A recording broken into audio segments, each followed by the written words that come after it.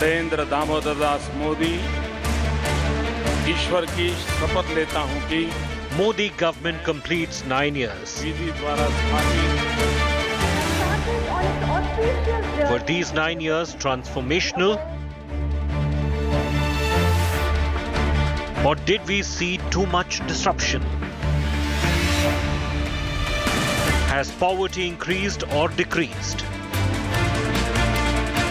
Is society more divided or united?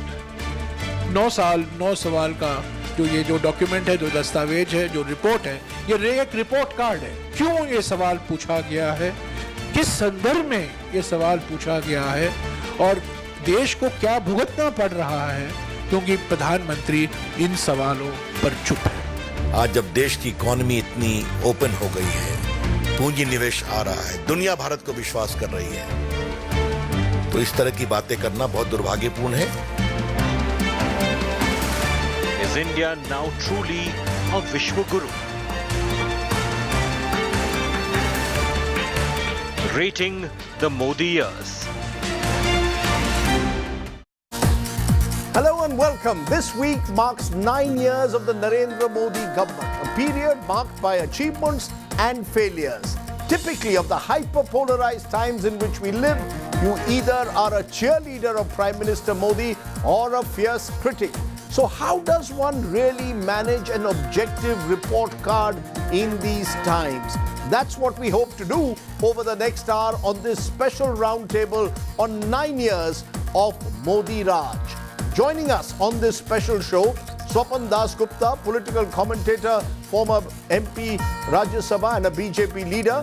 Manisha Priyam is senior political analyst. Surjit Bhalla, economist, former member of the Prime Minister's Economic Advisory Council, has worked closely with this government at the IMF too.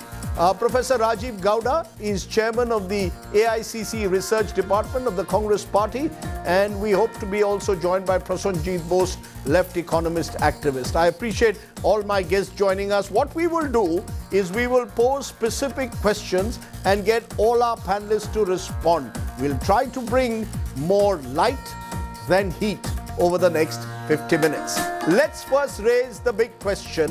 Number one, has Prime Minister Modi delivered on his Achhe Din promise? Remember, that's the promise, the good days that he came into power in May 2014. Surjit Bhalla, why don't you take that? Give us what you believe is Achhe Din, and have they really come? Yeah, thank you. Achhe Din, as is commonly known, good times, good days, and how do we measure whether we are at Achhe Din or not? We measure, economists certainly measure it by the growth rate per person. And if you now, the world economy and India have gone through a real turmoil over the last 3 years. We had the COVID, after that we had the war in Ukraine, we still have the war in Ukraine, and all economies are in trouble. But as the chart shows, there's one economy that really stands out amongst all the economies of the world, and that is India. Mm-hmm. And the 7% growth rate that is being shown for this year is basically about 3 or 4 percentage points higher than even China. So I think on growth, there's absolutely no question that we are facing or enduring or enjoying the best growth period that we've had in a long, long time, both in absolute terms and relative terms, relative to what other countries are experiencing. Okay, I just want to tell our viewers, average growth 2004 to 13, UPA 6.82%, 2014 to 22, NDA 5.53%. Of course, COVID had was a big factor, but those are the numbers that the World Bank provides. Rajiv Gowda, do you want to respond though that Surjit Bhalla says we are in a better place than the rest of the world post-COVID, and that is why he claims that's a definition of Achhe Din, solid growth rate even post-COVID? I'm afraid that Prime Minister Modi has been a great disappointment. the economy has not risen and grown as well as it should have. When the UPA left office, it was picking up, and he's not been able to sustain that. More than that, instead of looking at the rest of the world, look at what has happened within India. You will see that there have been the absolute numbers of people below the poverty line has actually grown considerably. You also have a situation where inequality has been worsening, and you have seen that a small section of rich Indians have been growing and enjoying life very well, while the poor have been suffering, and inflation, which has been afflicting this country over the last few years, has been really a tremendous burden on the poor.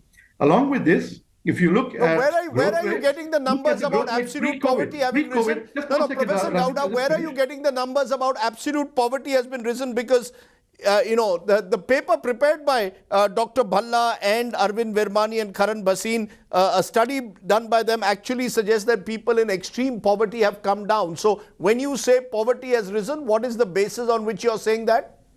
I'm saying that 217 million poverty, absolute number of poor in 2012, 283 million in 2019-20 in rural areas, and from 53 to 63 million in urban areas. These absolute numbers have grown. If growth rate had been so good, it would have these numbers would not have been there. But remember, pre-COVID, every quarter you started to see the government's post demonetization, pre-COVID, you started to see the growth rate of the economy falling until it was down to some 4%.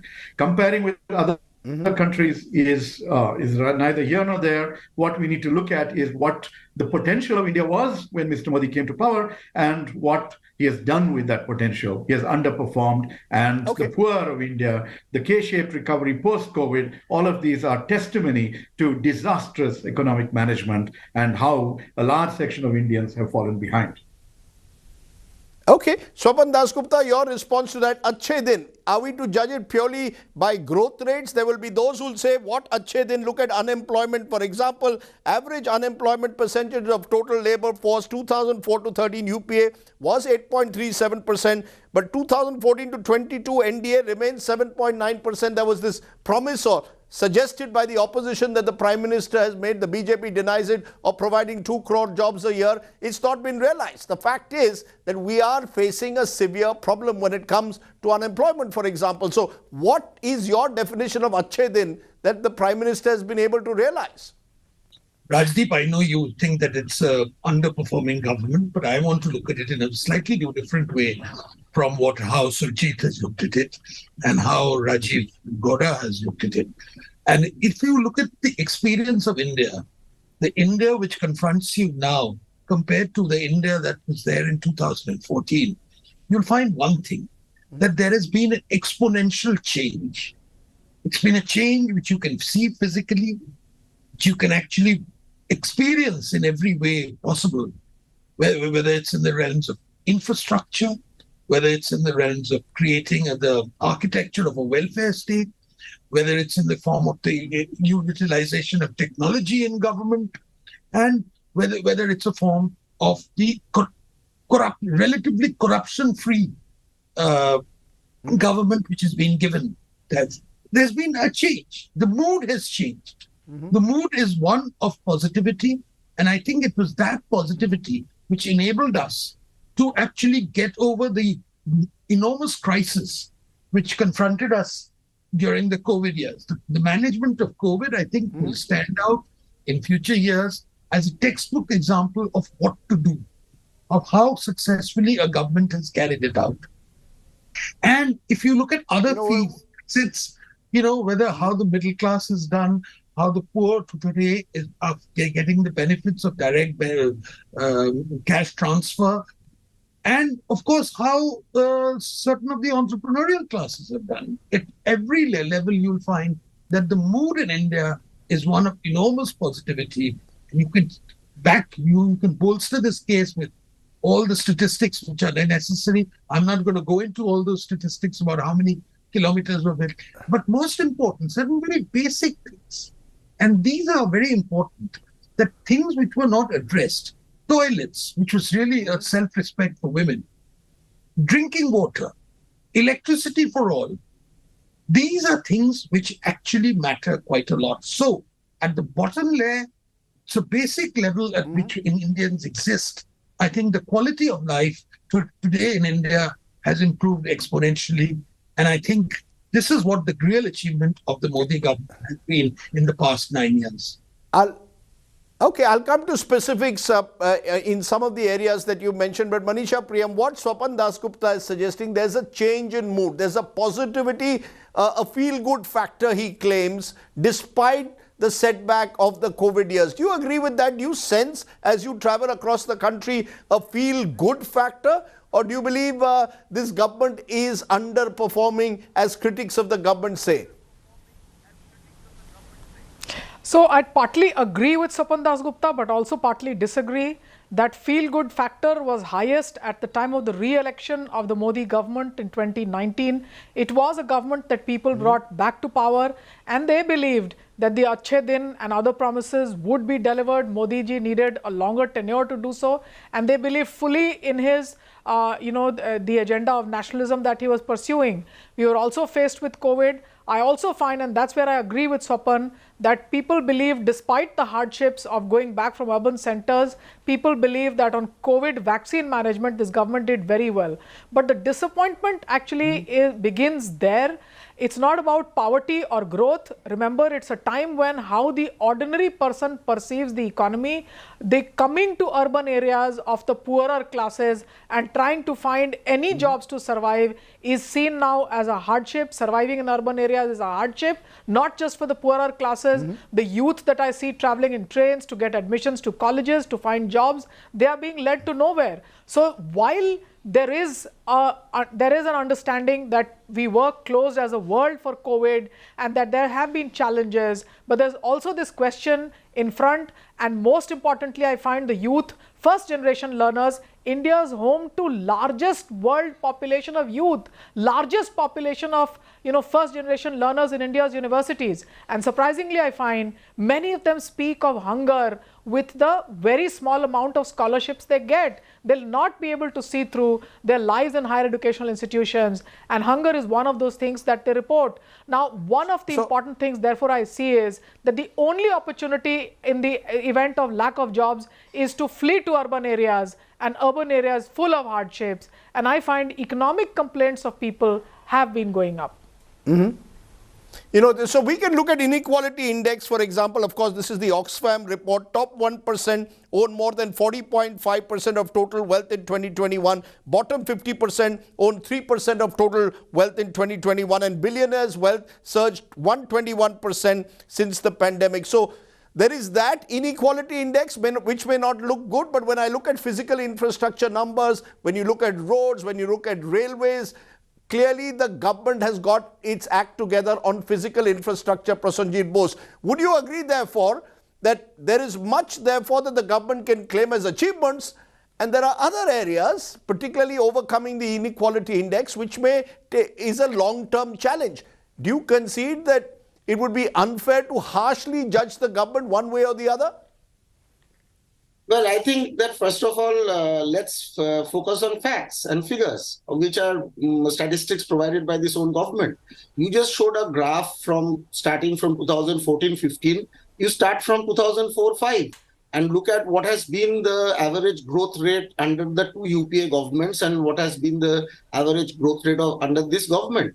And it is not only because of the COVID and the recession that followed, following that, but it's also because of the fact that this government has been pursuing policies like demonetization and inflicting shock after shock on the economy, which has disproportionately hurt the poorer sections of the people, the informal sector, especially. When one is talking about management of the COVID, I hope we have not forgotten the miserable condition of millions of informal sector migrant workers who died on their way back home. and we are talking about good management. Let us not forget that next to the United States, I think India had the the second highest or the third highest casualty rate in the world because of COVID. So this whole effort to actually forget about conveniently forgetting about the unfortunate experiences of this during this regime and just focusing upon the bright side, I don't think is a fair way of looking at it. But I would still agree with Swapan Dasgupta when he says that there has been exponential changes under this government. It has certainly not been in terms of economic progress, where I would see a decline as revealed by official statistics, unemployment and so on. But where the exponential progress has happened, as you just mentioned, in terms of inequality, why is it happening? It is because of crony capitalism. This government came on the promise of fighting corruption, and it is so ridiculous that Mr. Dasgupta today is finding a reduction in corruption when India today has been discussed all over the world for an Indian businessman having pulled the greatest fraud in the history of world capitalism. And today, unfortunately, there has also been an exponential erosion of democracy and democratic institutions in our country. I'll come to those points. I'll come to democracy, democratic rights later. But you're saying, therefore, that you believe that this Achhe Din promise, which was promised on sort of getting rid of corruption or building a corruption-free India, it is only Achhe Din for Gautam Adani and his ilk. Okay. Achhe Din for Adani. Okay, it's you for... Okay, let's come to specifics. That's for the entire country to see. Okay, let's come to specifics. Has Indian economy realized its potential? Dr. Bhalla, why don't you kick this off? Because the fact is, you in your reports have claimed extreme poverty has come down. You've claimed that this government on this show itself has overperformed even in difficult times like COVID at the end of the day. But there are others who are pointing out, like Professor Gowda, even pre-COVID, India experienced successive quarters of declining growth. Unemployment remains a serious challenge for this government. Will you concede that the Indian economy hasn't realized its potential, even though, particularly the early years between 2014 to 18, with oil prices being low, this government had huge opportunities. Instead, with demonetization, it missed some of those opportunities, many believe. How do you see an overall report card? Yeah. So, look, I just want to go back to when you asked Professor Gowda the question as to what was his evidence on that poverty had gone up, and he produced the evidence of the Oxfam report and number of billionaires going up. Now, there seems to be a basic misunderstanding of what absolute poverty means. Absolute poverty has to do with the incomes or consumption level of the poorest. You can take a 10%, 20%, 30%, 40%. But you can't talk about that billionaires have gone up and therefore poverty has gone up. So that's clarification number one. On the numbers, if you want to compare, which is very good, I have done it in several papers, 2004-13 to 2014 and now, either you believe that India is an island, or you believe we are part of a global economy which is increasingly becoming integrated, not less. Then you have to look at what's happening in the world. And therefore, when you do that, you find that the gap between India's growth rate and the world growth rate was much larger when 2004 to 13 than now. Sorry, was much lower. So we have outperformed relative to our own past and relative to other economies. That takes care. Then we come to the unemployment. I can go down the list of each of those numbers. You yourself mentioned infrastructure, the great development that has taken place in infrastructure, and basically the pictures are emphasizing that. So I want to, we can have a debate on opinions, or we can have a discussion about what the facts are and what they mean. No, the facts are that the economy was declining for successive quarters. Do you agree that the facts are that the economy was declining for successive quarters between 2017 and 19? Rajdeep, we have been on shows many, many times, right? I enjoy every one of them. But, the growth having declined in successive quarters has nothing to do with the price of tomatoes. We are talking about the welfare of the people, how their living standards have gone up. Infrastructure, you yourself have emphasized, is a big part of that. So the fact that the growth has declined for 4 or 5 quarters, c'est la vie, such is life. Okay. Okay, let me therefore look at some of Mr. Modi's big economic decisions, Professor Gowda. Whether it is from 2009-10 to 2013-14, just look at the decline in real growth in India.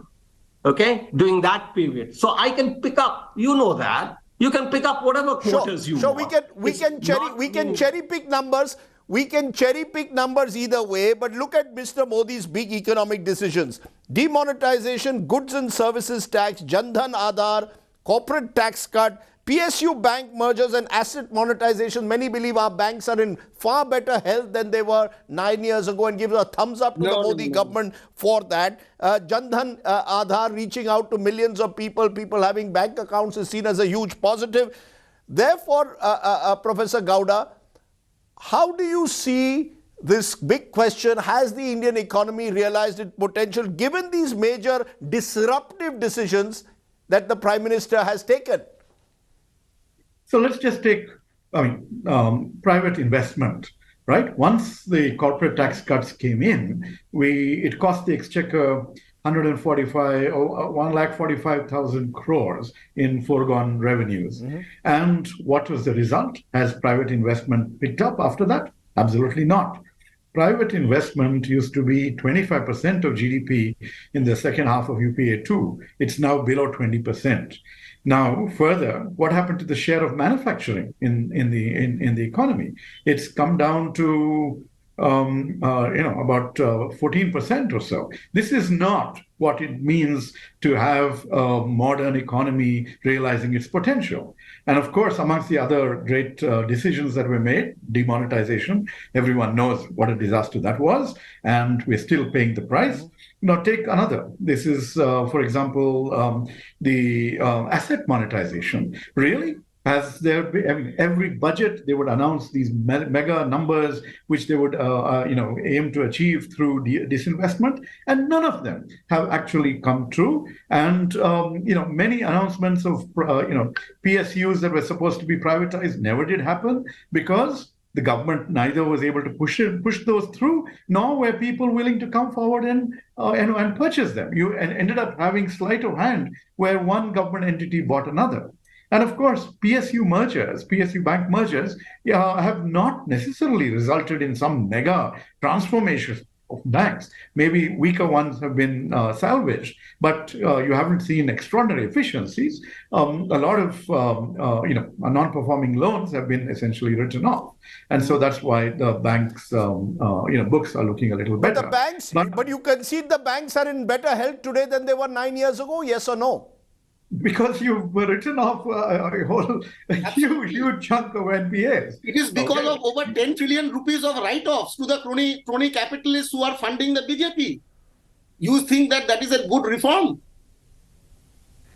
Mr. Prasanjit Bose, the Modi government says these are parts of larger structural reforms. What they are doing is formalizing what's been an informal economy. There has been some pain as a result, but they believe 10, 15 years from now, India, therefore, will be in a far better place. Tax collections are up, and if this continues in this manner, we will eventually be one of the largest economies in the world in 2030. No, Rajdeep, I was first responding to the point about, the health of the banks. And the health of the banks, as Mr. Gowda correctly pointed out, it has got nothing to do with any improvement in their actual financial performance or the improvement in the economy. It is because of over 10 trillion rupees of NPAs, which are corporate loan defaults, which have been written off the books of the banks, and that is why their profitability has been artificially shored up. In fact, the bank mergers have been done just to inflate the balance sheet so that this can be done. The CAG has tried to point out to this, and as is the process under this government, any critical point which any institution from within the institution, whenever it comes, it gets buried. No, put but on so this, when our that is forex under- reserves are higher, you will say when FDI has look at the increased, rupee. when Look at physical the rupee. That is infrastructure, the rupee whether today. it's roads, whether it's That is the power rupee is today. increasing, are you going to say none of that deserves any credit? Listen, I don't think that this is, it's a question of nothing. If you are asking me to be saying that, if you point out at least in one good thing, I think the Jan Dhan Yojana was a good thing which the government did. It certainly expanded financial inclusion. But the point is that when you make an evaluation of the government, it's not about this, one Ujjwala Yojana or one PM Kisan or one Jan Dhan Yojana. It is about the overall picture.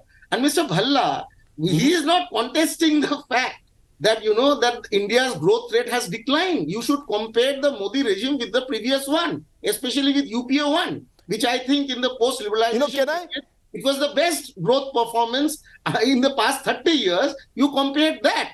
Compare the Modi government's regime with that period, with the Can I just ask Dr. Bhalla one question before we move on to our next big question, which is on fuel prices, which is linked to the health in a way of the economy as well. Fuel prices, Dr. Bhalla, even though particularly in the early years of the Modi government, globally were down. Since you keep saying we are an integrated economy, just look at petrol prices. I'll put them on our screen. Diesel prices, LPG cylinder, April 2014 at 410. They're now 1,100 to 1,200. Many believe that cost the BJP, in fact, the Karnataka elections.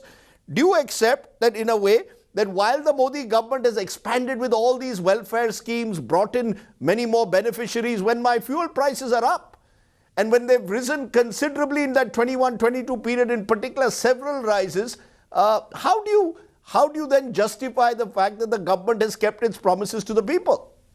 Okay, 2 points on that. One, I personally would, if anybody had asked me, I would have advised that, look, the fuel prices should be lowered. Okay? So that is my opinion. Now, so, economists can disagree, people can disagree, etc.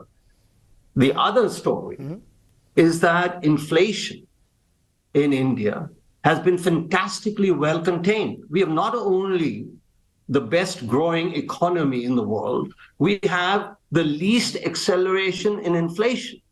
So let's look. So that doesn't mean that all I'm saying is that if we want to look at inflation by itself, we have done exceedingly well, given all the shocks. Because as I said, please remember, Professor Gowda, you want a quick... Professor Gowda, I take your point. Professor Gowda, you want a quick response to that? Because again, when I look at UPA numbers versus NDA numbers on inflation, the NDA's record is better, particularly in that critical period of 2009 to 13, when inflation was double digit during your government. So when you can attack the government on fuel prices, they'll turn and look at overall inflation. You've got to look at inflation along with whether wages are rising at all. And you've seen real wages essentially stagnating over the 9 years of Modi Sarkar. So people's ability to afford anything more has not really increased. That really puts a burden on them. And that's where, like Surjit just pointed out, the government had the opportunity to cut fuel prices and both lower inflation even further and also ensure that there's more money in people's pockets, which would have helped help them spend and trigger growth. Right. But the government was addicted to this huge windfall from lower crude oil prices, and has really done a disservice to the people of India, especially the poor. Okay, let me turn therefore to the third big question. Is India now really a Vishwaguru, or is that only a dream? Swapan Dasgupta, you say there is a positive fervor in this country. Do you believe, first of all, define this Vishwaguru concept, because that's been now associated with Prime Minister Modi. Every time he goes on a foreign trip, it's made out to be that he's taking India's stock high. What is your definition of India becoming a Vishwaguru? Is this only a dream, a jumla, a slogan? Who's this to asking? Who are you asking? Swapan. Yeah. Well, To you, firstly, Swapan. it's, I think you asked that. I'm going to twin this with your earlier question. Has India performed up to its potential? And, Yes. there is one vision of India, which is that India is an exotic country. It's a country which is going to plod along famously. It's going to be a showcase for the third world. It's going to have a noble poverty, etc. Inefficiency is going to be ingrained into the system, that you shouldn't really think big, because to think big is to think capitalist. That's one vision of the world. Now, another vision of the world, which I think Mr. Modi has tried to fulfill, is that India has never lived up to its potential since 1947, that we've underperformed everywhere, and that it needs to do far more, that far more in terms to reach world-class status. That it's not enough to have a Jugaru economy, that if we are having trains, we shouldn't have shoddy trains, but we should have the best trains in the world. It's that vision, which also means that there are certain temporary hardships we must go through, and that to take the people along with it, you require the political mobilization, and you require the welfare system to be bolstered. And it is that which is Mr. Modi has done. He could have imported vaccines from Pfizer, which a lot of the so-called well-meaning people wanted to do. He could well have during the COVID time, which is also what some of the Nobel Prize winners also suggested. He didn't. We took certain hard decisions. And those hard decisions may be unpopular to some people whose vision of India is very, very different. And I think that aspiration of trying to be a Vishwaguru is one of them, which is not universally shared by various people, especially people of the flat earth society who still abound on the left of the economic spectrum. So this is really at the heart of the when we are talking about when we are talking about the 9 years of the Modi government, I think this is what we need to take into account. Okay. Prasanjit, you want to respond to that? I think what Swapan Dasgupta is saying, Modi is pushing India to strive for excellence. No, I hope that he realizes the vacuousness of what he is saying, because what are the facts? You know, you are talking about vision of the Prime Minister. You're talking about the left vision being outdated and the Prime Minister having a new vision. Now, I don't eat vision. People don't go to work in a vision. You know, those are material things. In 9 years, and it will soon be 10, is a long enough time for the vision to translate into socio-economic progress and benefit for the people. That is not showing, and that shows in numbers, in facts, figures, and so on. Now you can trumpet with your propagandists that the world is giving you more recognition. I see a world where India is seen day by day as a democracy which is getting eroded, as a country where corruption and crony capitalism rules the roost, in a country where democratic institutions are succumbing. That is the vision of India, that the projection of India that I see across the world. You are only making claims. These are all facts. You are basically trying to portray a picture without any evidence. You are just making claims. So for example, Prasanjit, the telecom minister says India in the years ahead will ensure, for example, microchip processing. We will be one of the biggest manufacturers, he claims, in the world. Let me ask, what has happened to Make in India? The Prime Minister, with much fanfare, launched an initiative called Make in India, and we were supposed to become this great competition to China. 10 years. As Mr. Gaura pointed out very successfully, I don't think the vaccines our manufacturing share has gone down in our GDP. Where are we? I don't think the vaccines were imported from China. I don't think Vande Bharat was imported from China. There are people who are rather worried that the Chinese market in India has trains. Now you are talking about one by one. No, I don't want you to. Can I for a moment just stop both of you? Can I for just a moment, Prasanjit, just a minute. Prasanjit. Can I just, since China was mentioned, Swapan, I might also add here, Chinese incursions have also increased. China continues to patrol points which were earlier with India, and the Chinese, both in Depsang and in Ladakh, have intruded. Now, when you're a Vishwaguru, you would expect, therefore, you to be able to look the Chinese in the eye and ensure status quo ante. That hasn't happened, and we can look back to 2020, now to 23. In the last 3 years, that hasn't happened. So, in some sense, do you believe we are still not the kind of, because with Vishwaguru, I get, the sort of concept of becoming a superpower. Do you consider that we are still far away from that? We haven't yet achieved that level. That is an aspiration. That is an aspiration. It would be foolish on my part. But the reality, for example, of Chinese troops on the ground. For example, I just gave the Chinese troops on the ground. And we have put China where it is.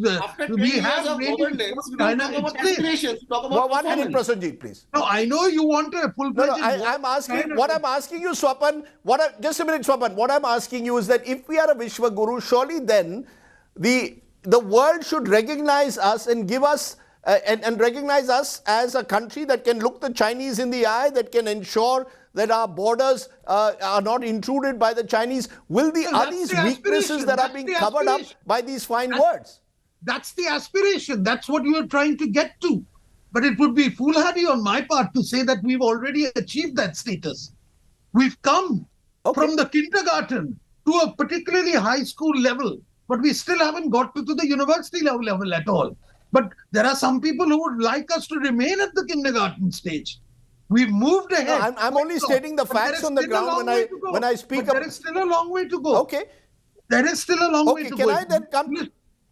Can I come to the next question, which is equally contentious? And Manisha Priyam, why don't you take this? Indian society, is it more divided today or more united under Prime Minister Modi? This is a contentious question because we today have a majority government with a large majority in the Lok Sabha, over 300 seats, yet not a single Muslim MP out of them.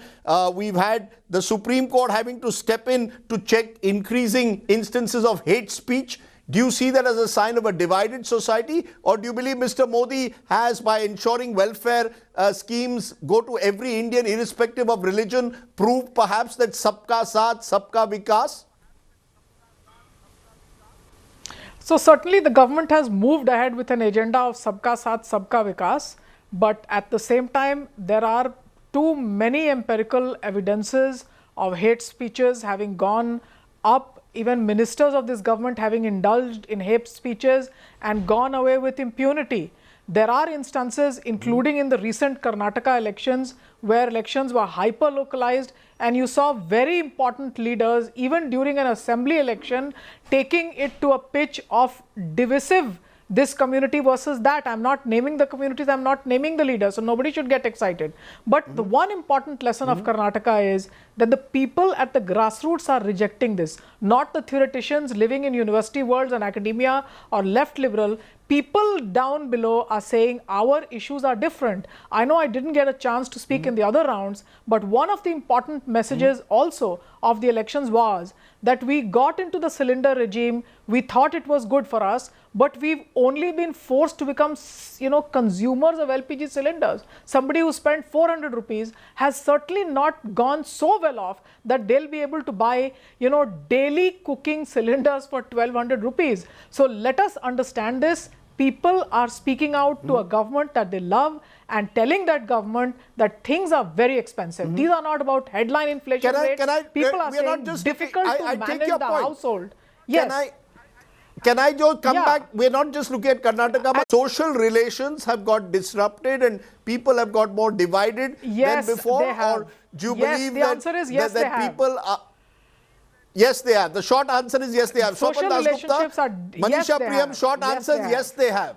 Okay, you want to respond, Swapan, because this remains a millstone in a way around the Modi government's neck. Manisha is quite fair in various respects, that people have moved into the cylinder economy and they find themselves squeezed. So there has to be other methods which have to be explored in this. But the question which you pose, why isn't there more Muslims in the government? Why is there no? Because Muslims have not participated within the BJP ecosystem, because they have not voted for the BJP. It's like saying that why aren't there leftists in the cabinet? They don't vote for the BJP.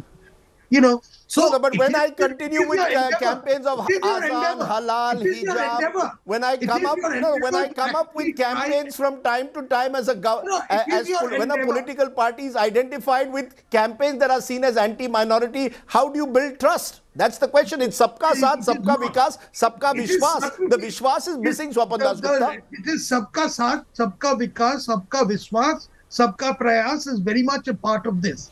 But there are fault lines in society. The important thing is that how do we lessen it? Number one. And number two, do we actually obfuscate every single issue there is? That's the question. Or do we cover it up with some sort of contrived amity? These are questions which have to be answered. These are larger questions. These are political questions which have to be answered. And I don't think you'll ever get a conclusive answer to all of them. But the larger question Manisha has pointed out, I think these are relevant. There are questions which have come out that as you take people up the economic ladder, there are newer problems which start coming in the way. And it's up to the government to actually imaginatively address those. Okay, an aspirational society with rising aspirations, but an increasingly, dare I say, divided society. Let me turn to the next question. Have institutions been strengthened or weakened under Prime Minister Modi? Rajiv Gowda, in your research paper that you put out on 9 years of Modi government, you talk about democracy in recession. You suggest that institutions are being ruthlessly misused. The BJP will turn around and say, this is the party of the emergency giving us lessons on democracy. The emergency is a long time ago. We have moved on from there as a nation, and we need to ensure that our institutions are strengthened. Instead, under Modi Sarkar, you have seen a continuous assault on every institution that is supposed to do its job in keeping the country and its polity, on an even keel. Take the Enforcement Directorate, the CBI, the caged parrot, the famous caged parrot. Every one of these institutions has been targeting just opposition leaders and not the vast number of people on the BJP side who are massively corrupt, like we saw in Karnataka. The BJP will say the CBI was a caged parrot when the Congress was in power, Professor Gowda. So how is the Enforcement Directorate today different from the CBI during the UPA years? So you're suggesting that things are better under Modi Sarkar. I'm telling you that they're much worse. No, I'm not.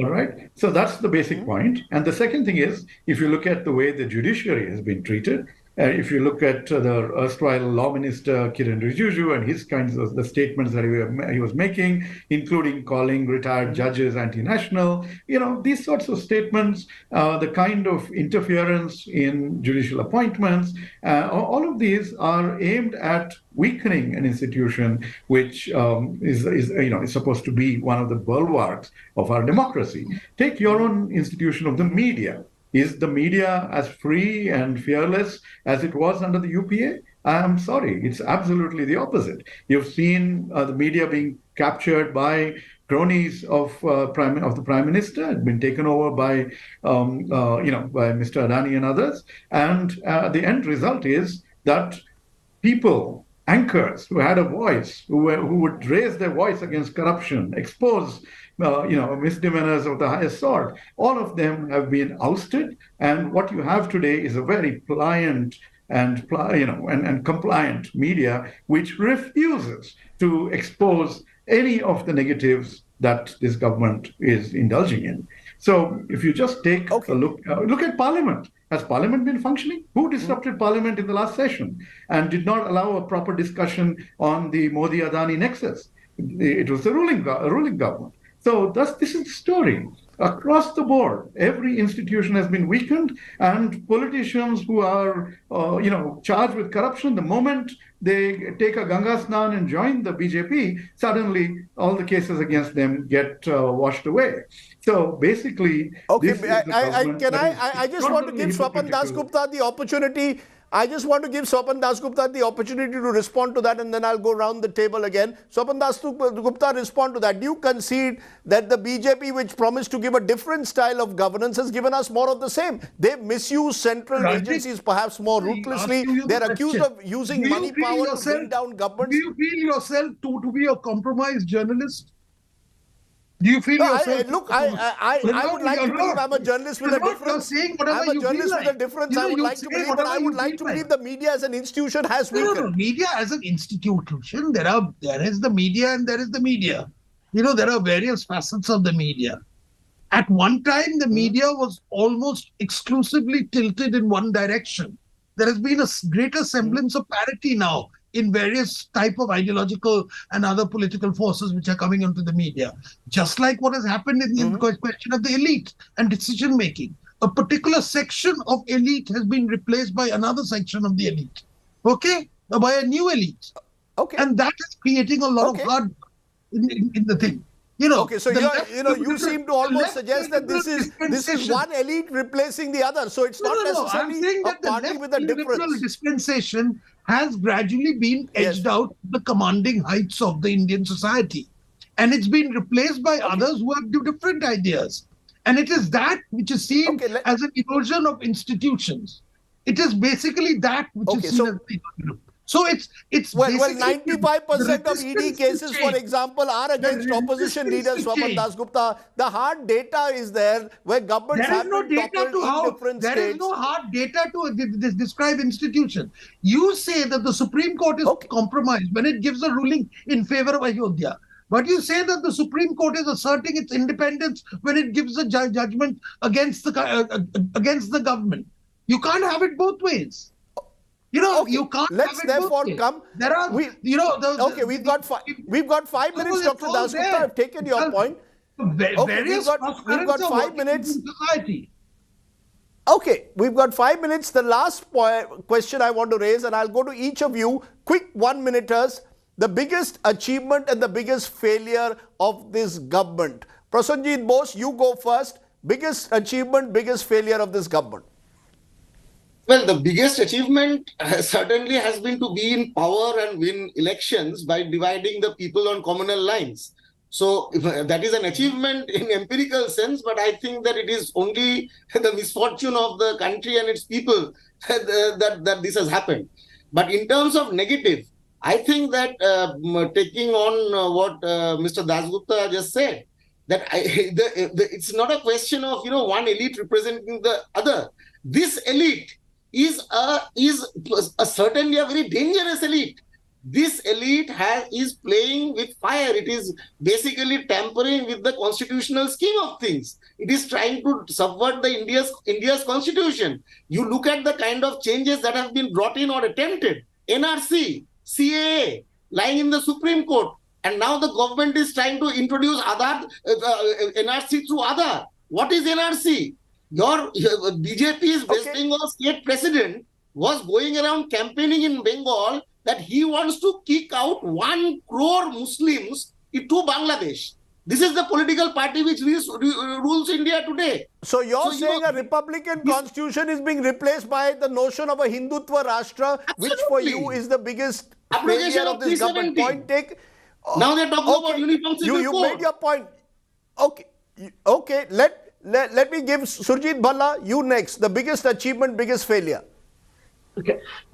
Before coming to the biggest achievement, biggest failure, I just want to make 2 points on what we were discussing earlier. Very quickly, on Dr. Bhalla, we are running out of time. I won't take too much time. So on institutions, I think it didn't come out that what we were saying earlier when the Supreme Court was seen to be following what the BJP government wanted, the institutions had been bought off. Now the Supreme Court is doing several things that some people in the BJP government might find questionable, and we are saying so. Second, on free press, I think it's already been made. We are very, very free press. I hear more criticism of the Indian government policies in India than I've seen for any country anywhere in the world for that respect. Now, the biggest achievement I've talked about, let me talk about the biggest failure. They haven't reformed the direct tax code. And I think that is an urgent matter. That is a big economic reform that should have happened, perhaps will happen soon. But you asked me for the failure, that's the failure. And I didn't take too much time. And the biggest achievement? Basically, we are a major power in the world now. The delta, the change in India's fortunes, Indian individuals' fortunes, the change in our lives is the biggest achievement. I have not seen such change in such a short period of time in India at any time in its history, and for most countries at any time in their history. Okay, Manisha Priyam, biggest achievement, biggest failure. So I think after initial hiccups, the COVID vaccine distribution would be a huge achievement, evidence of course correction. And once this government got down to the ground, they did it. Whoever required it in whatever area, free, nobody talked about freebie. It got there, it reached there, biggest and India failure? was vaccinated. So that's a huge achievement. Now, biggest failure, I have two. I think the issue of unemployment of first generation learners and youth, huge failure, and especially in the Hindi heartland states where you have the maximum number of seats and the Hindutva pot boiler is running there full scale. And I think I associate this also with increasing divisiveness of society, poked on by hate speeches for which there is political and institutional immunity. That must stop immediately. Let there be differences, let there be political competition. But hate speeches I take your point. A more divided society, you believe, is one of the failures, of this government. Professor Gowda, biggest achievement, biggest failure. Government is that they've been pushing the ideological agenda of the RSS, which is antithetical to our constitutional vision and has pushed the country back by hundreds of years and caused even more division.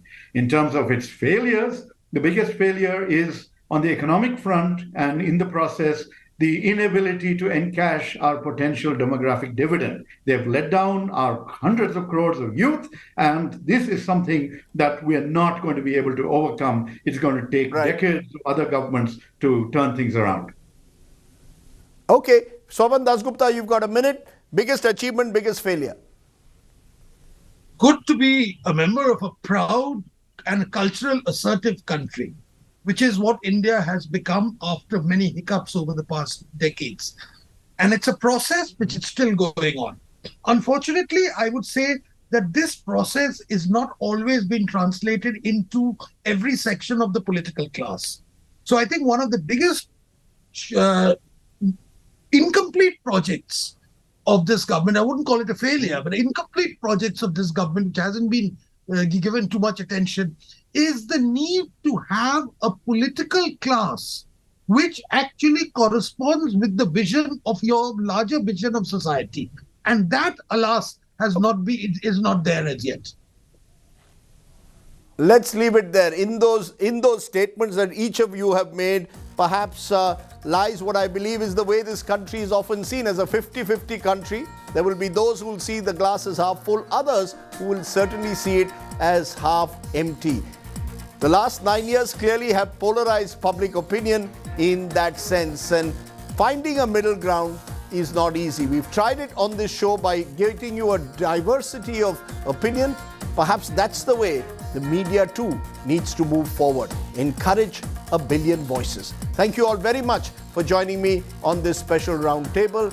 Namaskar, Jai Hind, goodbye.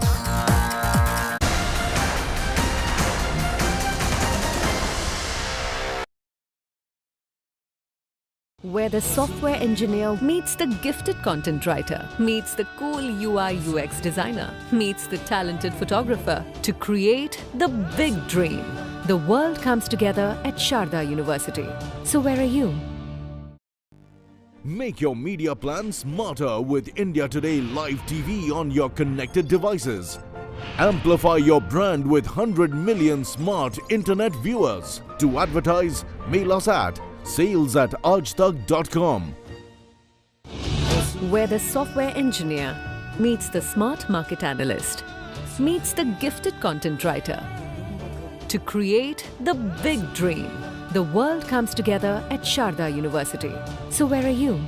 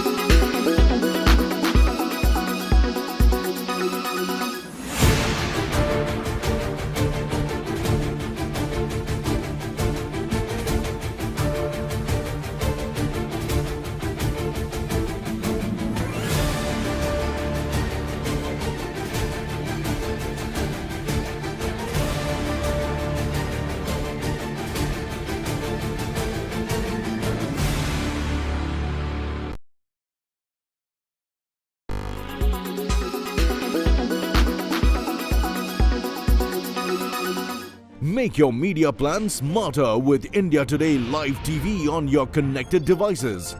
Amplify your brand with 100 million smart internet viewers. To advertise, mail us at sales@aajtak.com.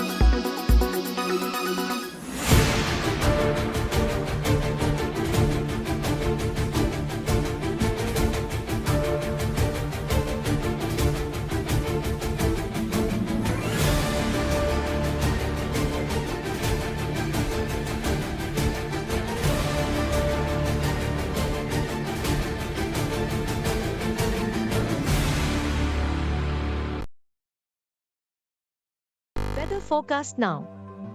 Delhi, maximum 39 and minimum 23 degrees. Mumbai, maximum 33 and minimum 28 degrees.